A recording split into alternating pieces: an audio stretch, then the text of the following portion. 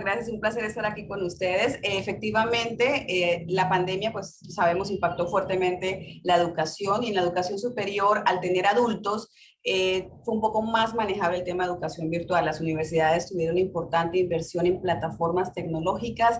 Creo que hubo un avance muy interesante en lo que la significancia de la tecnología en la educación superior para la enseñanza y para la gestión de las universidades. Entonces vemos universidades un poco más abiertas al manejo de datos, a poder tener interacción entre docentes y estudiantes y por supuesto a una formación docente, donde hubo un desafío muy importante para esos docentes en cuanto al cambio de la metodología y donde una llamada por una pantalla no necesariamente tiene el efecto que tenía en el aula. Entonces, fue un desafío para todos. Yo creo que ha sido un avance importante. Quedan cosas muy buenas, queda tecnología implementada y cambios que se pueden mantener en el tiempo, obviamente teniendo en cuenta las precauciones del tipo de formación, del tipo de estudiante, que obviamente preserve por sobre todas las cosas la calidad de la educación. Exacto. El tema económico tuvo un impacto a nivel nacional y uno de ellos fue en las escuelas. Sabemos de la migración, la Universidad Nacional habla de una migración, pero quisiéramos saber qué balance han hecho ustedes sobre este impacto, considerando que, como usted menciona, la mayoría de ustedes son personas adultas, trabajadoras, que muchos de ellos quedaron cesantes. Hablemos de este tema. Sin duda, es muy posible que las personas que obviamente perdieron su trabajo, sabemos el impacto económico por la tasa de desempleo que está viviendo el país, tuvo un impacto en la canasta básica de todas las personas y por supuesto se buscan formas de optimizar los recursos y la educación obviamente privada tiene un costo a diferencia de la pública. Creemos que esto en algunos casos tuvo un impacto, sin embargo, pues no tenemos números cerrados de la educación superior privada para entender un poco ese movimiento, salvo lo que han expresado algunos rectores de las universidades públicas en cuanto al aumento a su matrícula. En el caso de las universidades privadas, se está contemplando para este año 2022 tener una posibilidad de presencialidad. En algunos casos, entendemos que más o menos una universidad o dos universidades han decidido salir a la presencialidad, aunque han empezado un poco más tarde este ingreso, más o menos a mediados de febrero, esperando un poco que el impacto de esta nueva ola baje y permita generar adecuadamente el espacio y en grupos, obviamente no masivamente, sino alternados, para que pueda ser efectivo. También sabemos que la mayoría desea hacerlo semipresencial, tomando en cuenta que los aforos no pueden ser los mismos que se tenían previo a la pandemia y están obviamente, este paso de volver a la presencialidad tiene que hacerse con mucho cuidado, tocando muchas variables y por supuesto siendo muy precavidos. Muchas universidades van a continuar con la virtualidad también, sobre todo este primer cuatrimestre, mientras se calman los contagios, un poco se organiza mejor, digamos, los grupos y cómo se va a trabajar a nivel nacional. Yo creo que en el segundo cuatrimestre del año entrante vamos a poder tener quizás un poco más de presencialidad, esperando que, por supuesto, Omicron nos haya permitido tener algún cambio en la actualidad. El impacto en las mismas universidades. ¿Tienes algunas estadísticas sobre universidades que hayan tenido que cerrar o cerrar alguna sede? En este sentido, ¿qué información manejan? Pues mira, las universidades, no tengo información sobre ninguna que haya cerrado operaciones.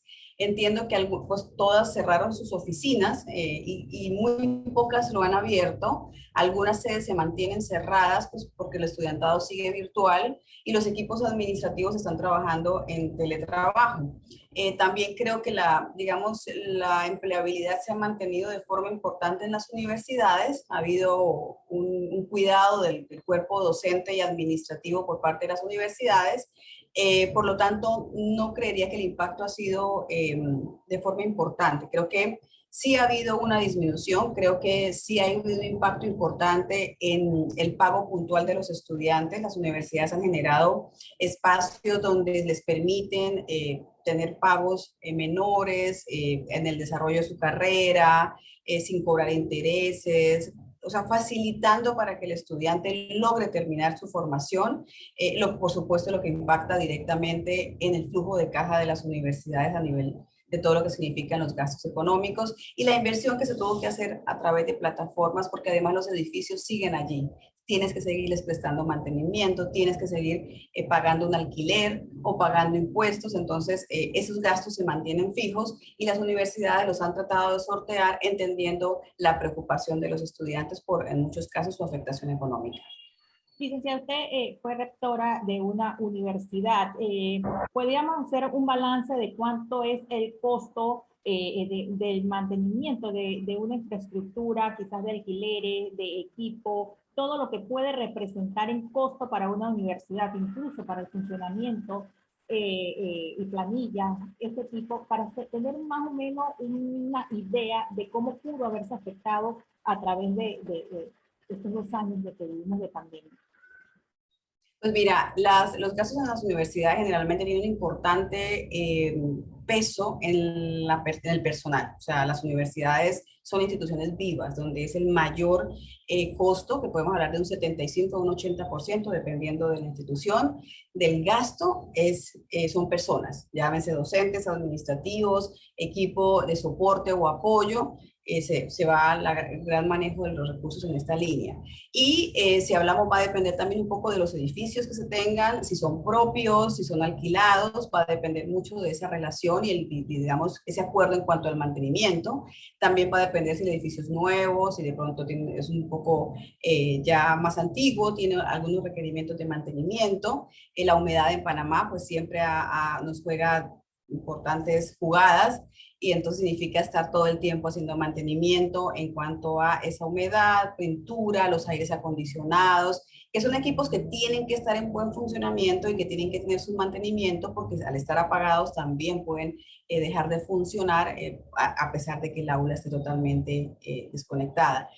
También tiene que ver con el tema de seguridad, hay equipos de informática en las universidades, hay que redoblar la seguridad ahora que está solo el edificio está solo, entonces también tienes, en algunos casos las universidades tuvieron que redoblar la seguridad porque no había nadie cuidándolos en ningún momento del día, entonces esos temas también tienen que tener mucho cuidado. Y pues ya lo que son infraestructuras, por ejemplo, de bibliotecas, donde hay libros, donde hay mesas, donde hay, también tienen una particular de cuidado, y pues estamos hablando de varios edificios en caso de que las universidades tengan diferentes sedes. Entonces, estos costos se mantienen fijos, porque igual tienes que hacer, podrán bajarte los costos de la luz de pronto, de la utilización de la luz, de la utilización del agua, los servicios de estar allí, pero el mantenimiento del edificio se mantiene y también el costo de lo que significa tener la estructura en buen funcionamiento, porque al momento que llegamos a las aulas tiene que estar todo para el estudiante como lo dejó. Y eso significa estar probando, cuidando, manteniendo la infraestructura para que esté en buen estado al momento de llegar los estudiantes. Sería un poco conocer, si nos puede permitir la cifra, más o menos cuánto puede estar costándole un funcionamiento a una universidad, independientemente de un tamaño establecido, ¿no? ¿Cuánto necesita, requiere para esto? Pues mira, es difícil darte una cifra, por lo que te digo, un edificio en el interior tiene un costo diferente a un edificio aquí. Un mantenimiento de un aire acondicionado, dependiendo del tipo de aire acondicionado que tengas. Las universidades pueden tener fácilmente 40, 60 equipos de aire acondicionado en sus instalaciones, también va a depender del edificio como tal. Un mantenimiento de un aire puede costar $200, tienes que hacerlo cada 6 meses. Estamos hablando de que tienes que tener 2, 3 personas para que te hagan el mantenimiento físico, eléctrico, que son pagos de planilla fijos que tienes que estar haciendo, pintura que puedas necesitar. Digamos que son como los generales que te puedo contar, ya a darte un valor. No me atrevería porque varían mucho y no quisiera pecar por mencionarte un valor diferente y también digamos, qué tanto mantenimiento se haga en las infraestructuras, ¿no? Eso también tiene unas periodicidades. En el caso nuestro, pues en su momento hacíamos un cronograma de mantenimiento donde teníamos claros estos cambios que había que hacer, inclusive puede que un aire acondicionado se te dañe y ya no tengas que cambiarlo por uno nuevo, entonces eso afectaba también el presupuesto de mantenimiento. También todo el equipo de aseo, que significaba que teníamos tercerizado el servicio. Entonces son como temas que van variando en el año y que va a depender también mucho del presupuesto de la institución. puede ser un presupuesto del 5, del 10% solo mantenimiento de edificios. Y en nuestro caso eran alquilados. Entonces había algunos acuerdos donde el dueño del edificio se encargaba de unos mantenimientos y nosotros nos encargábamos del otro, sobre todo la parte interna. Entonces es difícil poderte dar una cifra por ello, ¿no? Porque va a depender mucho de si es un edificio propio o alquilado y los acuerdos que tengas para el mantenimiento. Uno de los cuestionamientos que hace la sociedad es que la educación es muy cara y en la universidad privada puede ser mucho mayor. Hablemos un poco de esa opinión que ustedes tienen y esa respuesta que usted le da tomando en cuenta lo que conversamos y por eso lo hacíamos el tema del costo pues, lo que cuesta, perdón, mantener una universidad. Sí, mira, el costeo es importante. Estamos hablando de que además de lo que te acabo de mencionar del mantenimiento, viene también todo lo que significa la parte de infraestructura tecnológica. Estamos hablando de servidores, estamos hablando de equipos de cómputo que también tienen su propio mantenimiento y tienen un costeo. Y por supuesto los servicios de plataforma que son, se llaman servicios web, que no necesariamente son tangibles, no los ves, pero los usas. Generalmente tenemos, por ejemplo, plataformas para que los estudiantes tengan correo electrónico, tengan acceso, hay un LMS, que es donde los estudiantes estudian la parte virtual, que tiene un costo por licencia. También tenemos plataformas de inglés para la enseñanza del inglés, que también algunas universidades lo tienen. Entonces, a todo lo que te acabo de comentar, le sumas toda esta parte tecnológica, disposición de bibliotecas virtuales, de libros virtuales, también además de los físicos, en donde si tienes varias sedes, tienes que hacer una distribución de estos libros en cada una de las sedes. Y por supuesto todo el equipo humano que acompaña la formación, que va desde decanos, coordinadores, todas las personas que acompañan la formación del estudiante y que aseguran que realmente tenga un paso, no solamente en el aprendizaje, sino también en el regulatorio, ¿no? Porque además estamos suscritos a la revisión periódica de las universidades públicas, a la actualización de programas, todo eso tiene un costo. Un programa virtual para una universidad privada, dependiendo de qué tipo es, licenciatura o posgrado, puede llegar hasta $8,000 la presentación del programa. Entonces, para que quieras dar una nueva formación, tienes que pagar esto a la universidad pública para que sea aprobado. Y cada vez que lo quieras actualizar, tienes que pagar un costo un poco menor, pero tienes que pagar locales, tienes acreditación, que también tienes que pagar otro monto por los gastos de las personas que vienen a visitar la universidad. Entonces se van sumando ese tipo de rubros que a veces no se perciben, pero que son exclusivamente de la universidad privada. Hacia el 2020 se hablaba de un pequeño porcentaje de migrantes, de migración, pues, o de la cantidad de población que sí se había mantenido dentro de las aulas. ¿Siente usted o considera usted que sí hubo realmente esa migración de las universidades privadas hacia las universidades públicas? Pues mira, no tenemos datos totales, pero lo que he podido observar han habido algunas universidades privadas grandes que han disminuido la cantidad de estudiantes. Sin embargo, las término medio y pequeñas han mantenido sus poblaciones. Puede ser ingreso de nuevos estudiantes que entran al sector, que fueron directo a la pública, lo cual antes era distribuido posiblemente. Pero la verdad que no tengo la data exacta para darte una referencia, solo sé que las universidades en algunos casos han mantenido su población y en otros han tenido una pérdida de estudiantes. Pero creo que la pérdida han sido un grupo menor de estudiantes, no son todas, o sea, no lo diría que todas. Exacto. Para terminar, licenciada, hubo una revolución en el tema de la educación y muchos estudiantes o muchas personas han aprendido que a nivel virtual también pueden estudiar quizás en el extranjero. ¿Ha afectado esto o afectará esto a las universidades nacionales? Pues esta nueva ventana que quizás sabíamos poco, pero que desarrollamos ahora que estamos a nivel de virtual, educación virtual por la pandemia. Pues mira, eso sí viene siendo un comportamiento natural del mercado, ¿no? A medida que haya más oferta, pues obviamente el mercado se divide.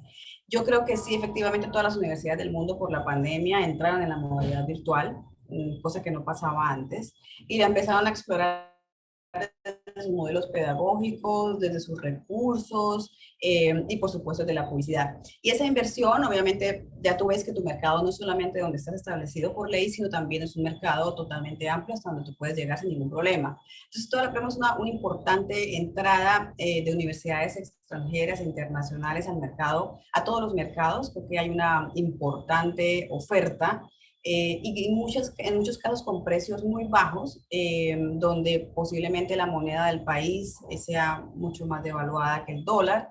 Y donde muchas veces el costeo por diferentes razones es mucho menor. Entonces, se vuelve como un mercado obviamente que impacta sin duda porque pues obviamente tiene más oferta el mercado que hoy día tenías. Entonces, sí estamos viendo una importante oferta de universidades españolas principalmente con costos muy bajos, donde el estudiante no termina sabiendo qué tipo de institución era, ¿no? O sea, solamente te llega un correo, hablas con 3 personas, pero no sabes qué universidades en ese país, si es una universidad establecida, grande, no necesariamente lo sabes. En algunos casos los estudiantes investigan, en otros solamente pues ven un plan de estudio que tiene una doble titulación con la Universidad de Estados Unidos y sin entender qué tipo de instituciones son las dos, pues les llama la atención lo internacional y sobre todo lo de 2 universidades y lo adquieren, ¿no?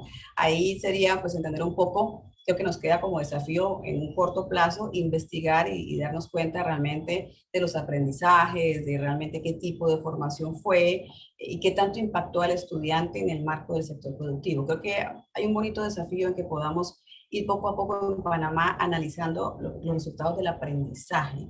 Creo que exámenes estatales, donde el país tenga oficialmente un tipo de examen para entender cómo sale el estudiante preparado, cada vez lo veo como una ruta más clara para Panamá.